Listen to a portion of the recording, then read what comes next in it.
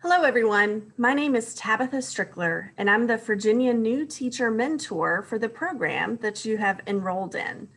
I'm so excited to be here with you this year and provide some resources over the course of your beginning teacher years, to help support you. We have been working together with new teachers for several years now. In fact, hundreds of teachers have benefited from our help and our support and our kind of collective community.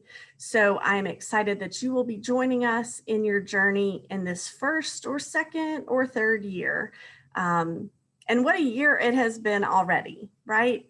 I feel like it's getting here in the fall. It's Halloween time. It makes me think about trick or treating, and many times I feel like perhaps your first year or beginning year of 2020 has felt like a bag of tricks. It is not. It is likely nothing what you expected it would be. However, I hope that you're finding a few treats along the way. And that's some of what we hope to bring you through the course of the year. Some treats, right? Some ways to look differently at what you're doing, or some new ideas. Just a place that we can come together and be real, right? Get the real lowdown on what we need as new teachers.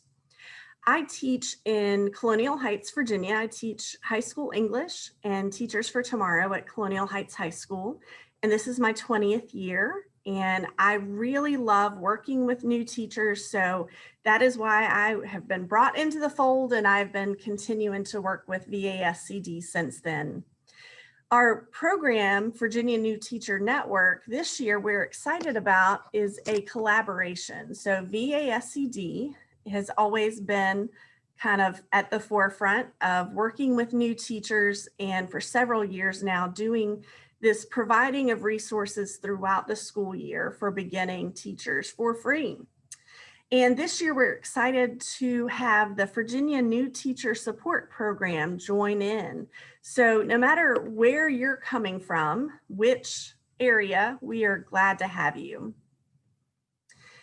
This month at this time, we're going to share some resources with you on two different topics that we thought are especially appropriate here at the fall. This beginning portion, we are still trying to figure everything out. We have many different settings that we're teaching in, whether virtually or hybrid or in person. There's challenges that go along with all of those. And so a couple of the things that we want to focus on, the challenges that we can help you out with, are fostering connections with students and maintaining a positive attitude in a challenging environment. So those are the topics that we're bringing you some resources on at this time. And take a minute, and there are lots that have been curated, and you can pick and choose, and don't feel like you need to look at them all at once, but know that they are there for you, and we are here for you to help support you.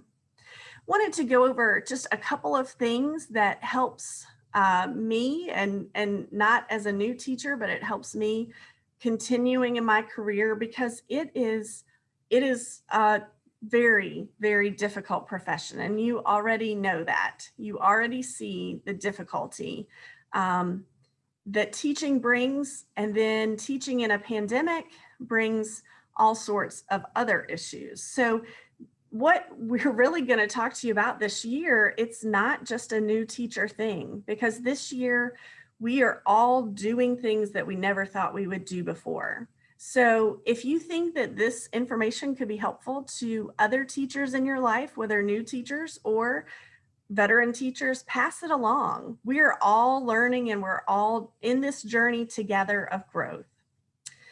The topic and kind of some tips that I wanted to bring you today has to do with burnout, and that maintaining a positive environment, and how that's tough, but ways that we can potentially do that. Chase Mielke wrote The Burnout Cure. It is an excellent book. And normally that hits a little bit later in your first year of teaching, but you may have started feeling this burnout, maybe even before school started with the professional development and the getting ready for the year. So it is a very appropriate topic for all teachers, and I hope that you'll find it helpful also. So he wrote an article in September 2019 in a magazine called Educational Leadership, and it was called A Letter to New Teachers. And he goes through some steps in order to help avoid burnout, what to do when you feel like you're dipping, right? It's getting tough. And the first thing he said is find a positive tribe. Surround yourself with people who will bring you up. Now, I know that we are all having a tough time, and you might think it might be hard to find somebody in your building, in your community, that can bring you up, because we're all having a tough time. But trust me when I say that we usually aren't having a tough time at the same time. Usually when I have been about to break, people who are around me can help strengthen me, and then I can reciprocate when they're having an especially tough day. So find that positive tribe is so important. The second step, he says, is to curate the good, don't hoard the bad. There is plenty of bad to be had. I feel like that's a Dr. Seuss line, but there really is. There really is in a normal first year of teaching, and so much more so it feels like during 2020. So focus on the good, focus on the glimmers that can take you through the tougher times. The third step he talks about is to forgive. Forgive others. For me, I'm having to learn how to forgive myself, that my expectations, which are very high of myself, are not always going to be able to be met in the same way that I'm used to or want to be able to meet them. And that's okay. And that forgiveness of myself is really important to be able to move forward. Number 4, own your own present and future. And I'm going to talk about this along with number 5, craft your calling. So this is really somewhat about taking ownership of what we can own, right? There's so much that we can't control, but we can control our mindset, right? We can control what we focus on. And by leaning on others when we need to, leaning on others when we think we don't need to, but we probably do, and focusing on the good, that will really help us be able to take charge of what we can control, which is our mindset in this crazy environment, right?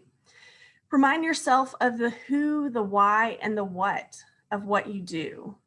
You can control the amount and the type of interactions you have with some people. That is something to keep in mind.